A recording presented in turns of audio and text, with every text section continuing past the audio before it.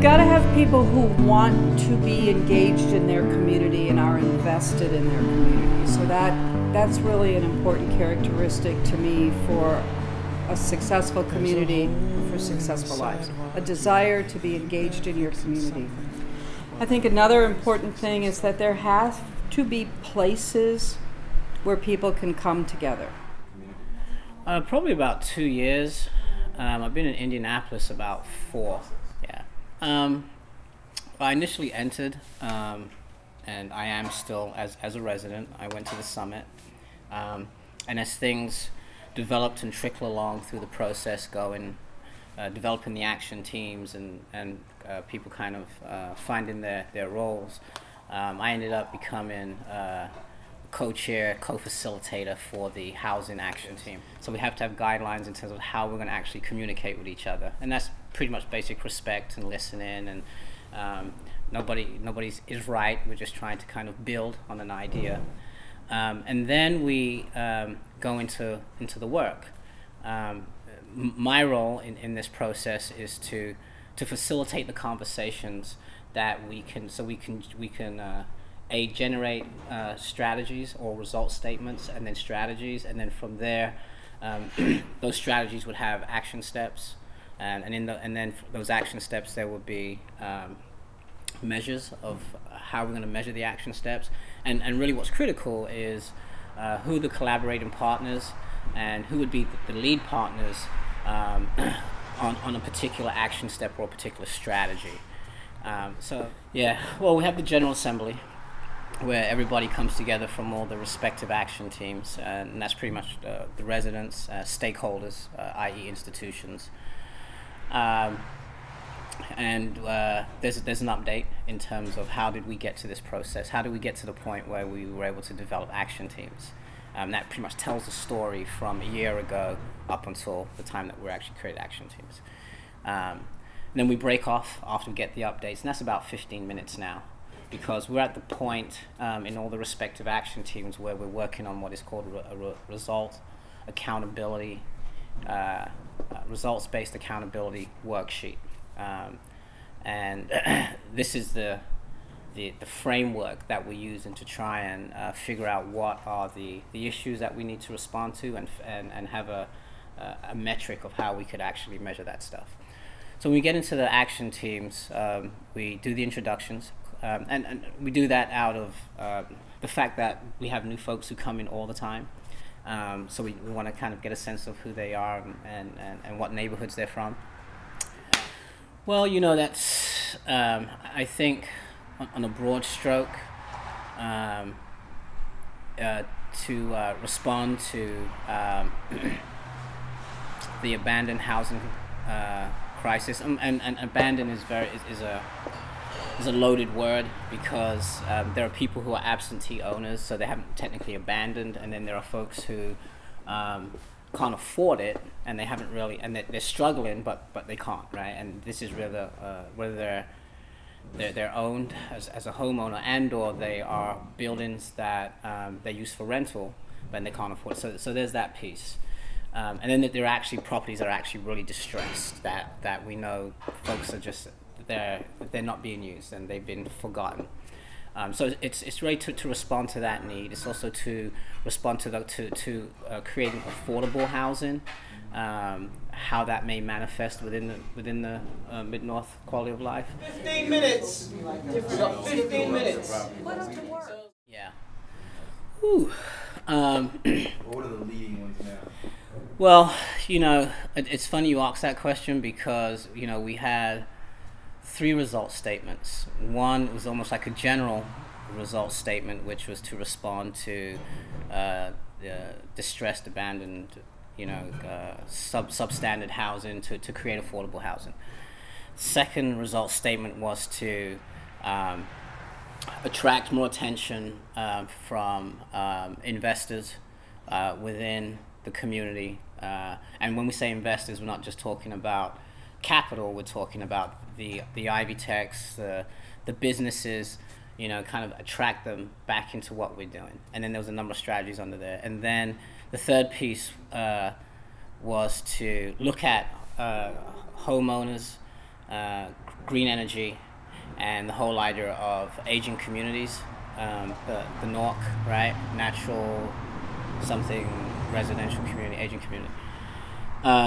So, we've kind of got these three things that are going to be our umbrellas, so to speak. But in coming out of our last meeting, there's this conversation about, and we're trying to, and we'll know probably sometime next week, if we're going to take that second result statement, because it seems as though that work is happening not just in the first one and the second one, but it also may be happening in the senior and or in the business action team. We may just pull that stuff out and fold it into result statement number 1, result statement number 2. So, I mean, those are kind of the broad strokes.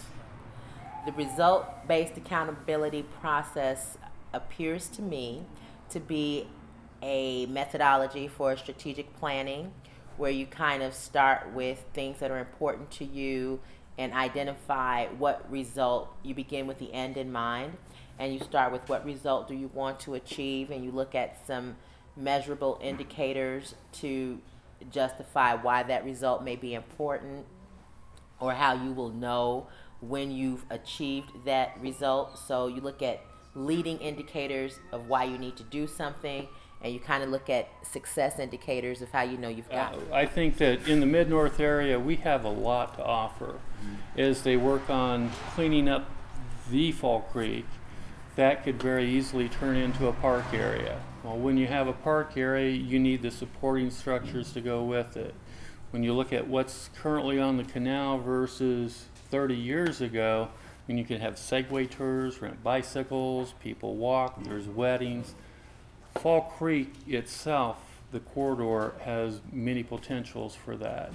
When we step away from there and we look at some of the educational opportunities, I'm still finding new educational facilities in the area.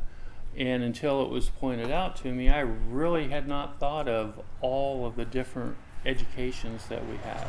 Have a rich spiritual area. We have businesses in multiple buildings around that they may be national headquarters for organizations. We're just not always aware that they're here. Right.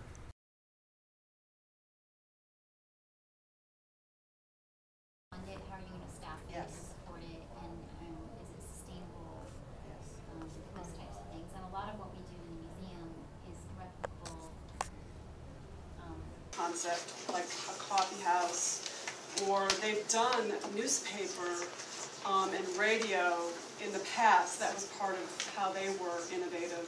So there might be a way of even combining a gathering place for youth and adults in the neighborhood, and some kind of media, and engage media folks, or maybe the new media as well that was mentioned at the Children's Museum.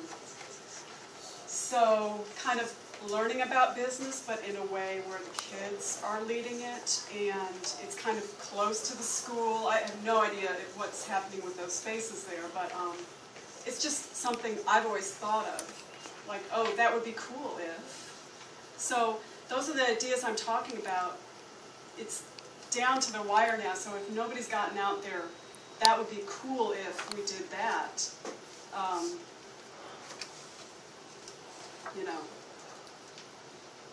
Let me know. We can add them to storylines and work them into the plan. And it was also mentioned that the youth group, there might be overlap with education and the youth group, and I heard it last Friday at a meeting that we were at.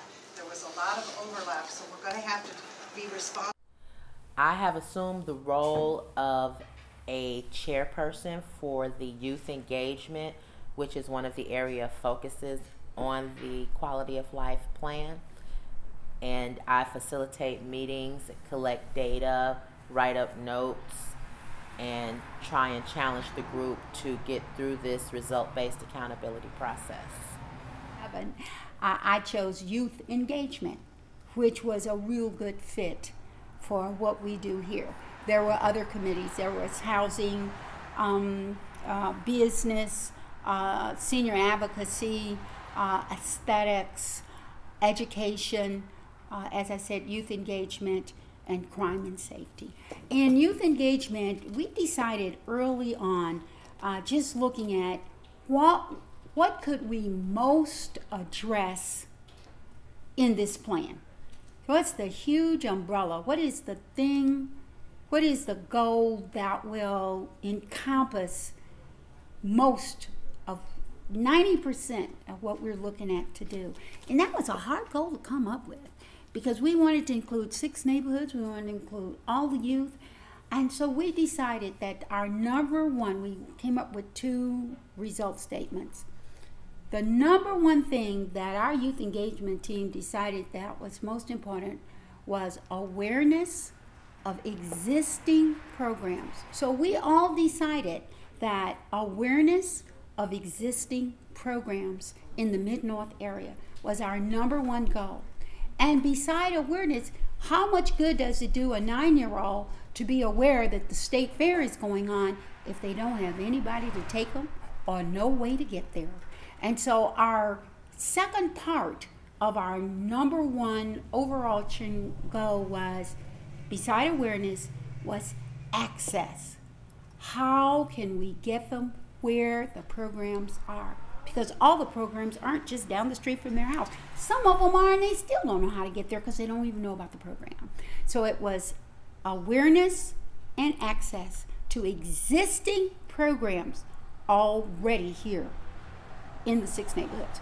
And then our number 2 overarching goal was to work toward development of programs that were of interest to the young people in our neighborhood that don't exist.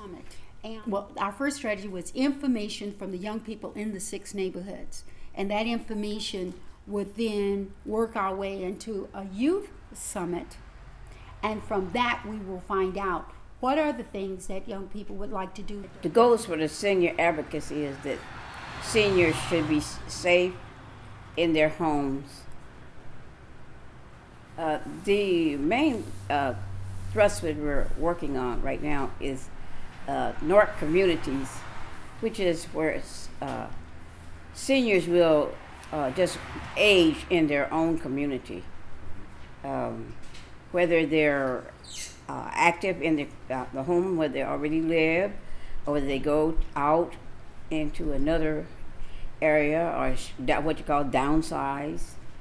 But they'd really be in their own neighborhood where things are accessible to them, their shopping, their everyday living areas will be within their reach, rather than when you age, that you leave your community and go way out in the boondocks someplace to live because you're not able to take care of yourself. So it's good to have this kind of a program so that people could be informed. Well, as for myself, I'm hoping I'm still available or can still be active and in my right mind and all of that, so that I could see the fruition of this. And I know it'll take several years before this can actually take place. It's not a get rich quick scheme that we're working on. It's something that we're trying to do this for a lifetime of the people that are here now, as well as the people that are coming on in years to come. The Crime and Safety Action Team, we narrowed down our scope of work to 2 result statements. One is the Mid-North area will be a safer neighborhood, and the second result is there will be improved communication between neighborhood associations, and with the authorities. Some of the goals are on the order of improved communication. We talked about having a organization that would consist of members from each of the neighborhood associations, like a crime summit, and this representative body would go to the existing IMPD functions where information is disseminated. We also intend to foster the creation of more block clubs, crime watch block clubs, as another place for information to be distributed. And we also have planned more engagement between the neighborhood associations with the neighborhood resource officer from IMPD. Well, another strategy we have is the creation of a Mid-North Asset Directory, which will be an opportunity for those individuals who have a certain gift, skill, or talent to let the rest of the neighbors know, and where we can start to spend more money in the neighborhood to get done things we need done. And a lot of times it's preventable.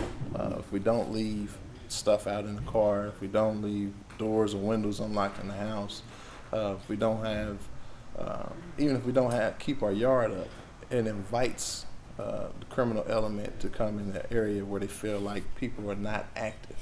So we're using the dissemination of information as the biggest tactic to prevent crime and make safe neighborhoods.